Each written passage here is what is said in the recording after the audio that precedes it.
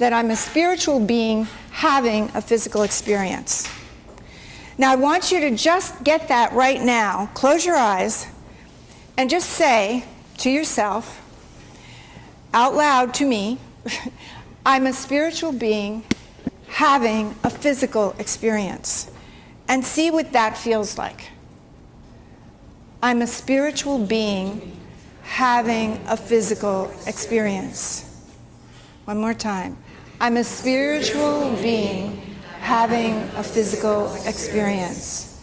Which then means that when we have our third dimensional fears that come up from the primal part of our brain, the one that we needed to protect ourselves from the dinosaurs when we're in the caves and from hunters and whatever, that means that we go from the limbic part of our brain up to the front part of our brain, the third eye, and we start to live from that consciousness. You cannot be married to fear and love at the same time. Tonight, I want you to decide if you want to divorce from fear and move into love, or you want to stay with fear, a really bad dysfunctional relationship, right? There's so many things that we could be afraid of, so many things, because we have triggers from our childhood. They're in our DNA. They say, be careful, you could go bankrupt, you can fail, you can not succeed ever, you can never have a wonderful, great, impassioned relationship because you've never had that before. That's not true. When you start to think those things, like all the things that frighten you about your life, listen to them and then decide, am I going to say yes to them or no? If you say no, then your yes is going to take you to a much higher level of consciousness.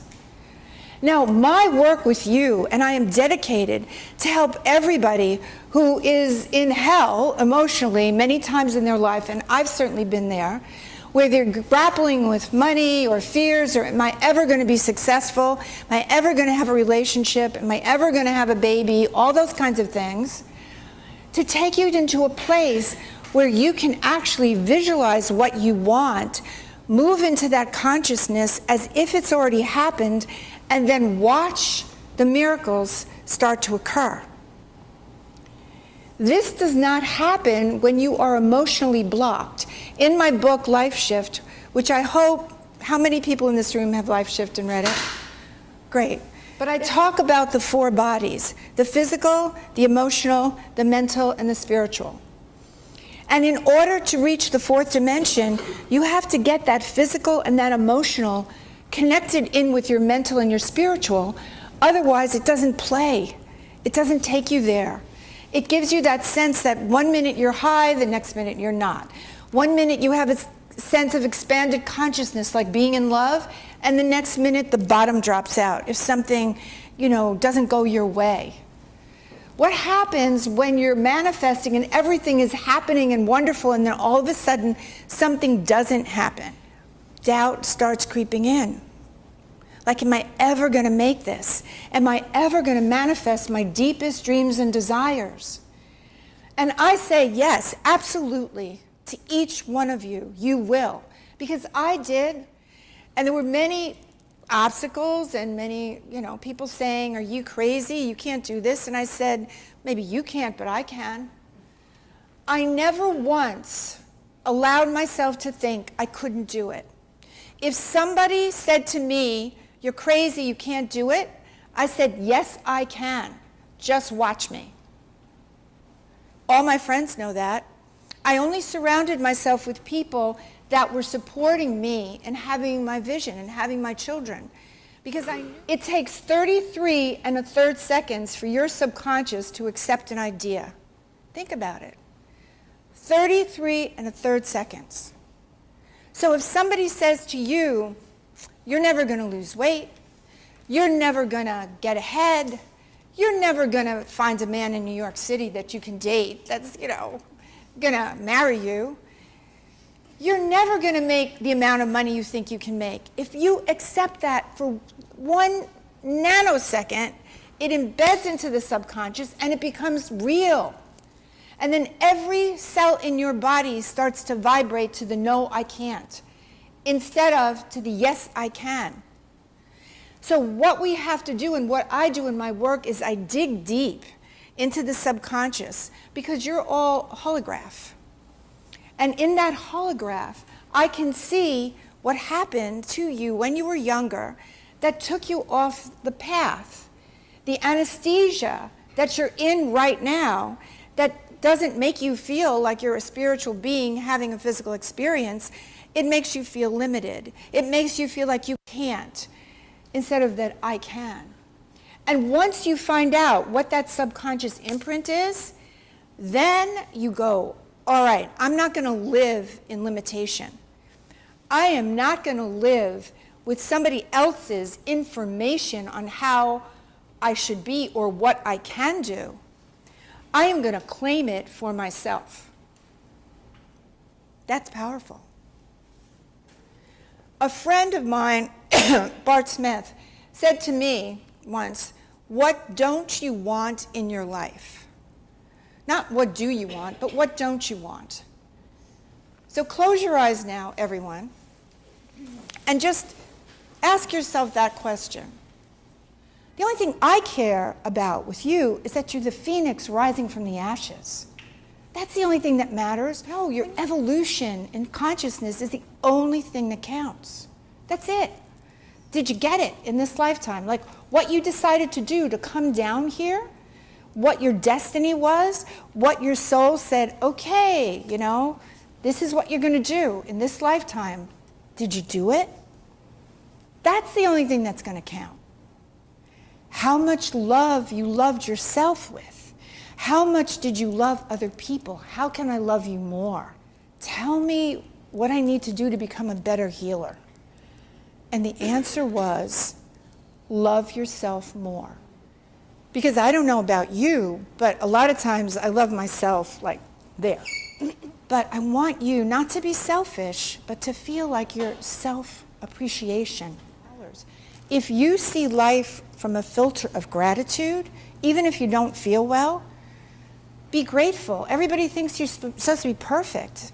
It's not about that. Sometimes we get sick. Sometimes we have big challenges to overcome. Love them. Say, oh my God, what am I going to learn from this?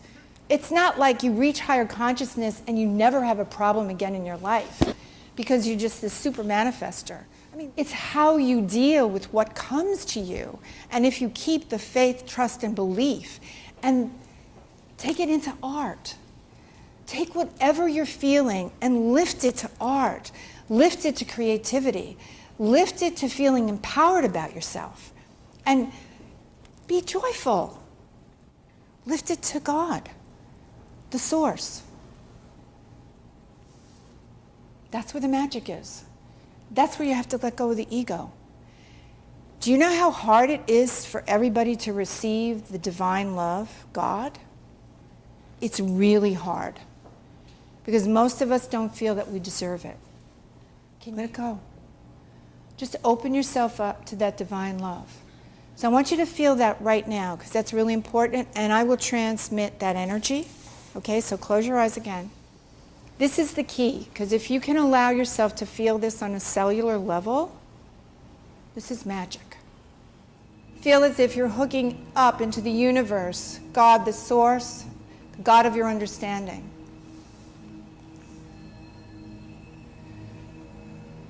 And breathe that in and just allow yourself to receive. That's tremendously important. And if there's any resistance, just let it go.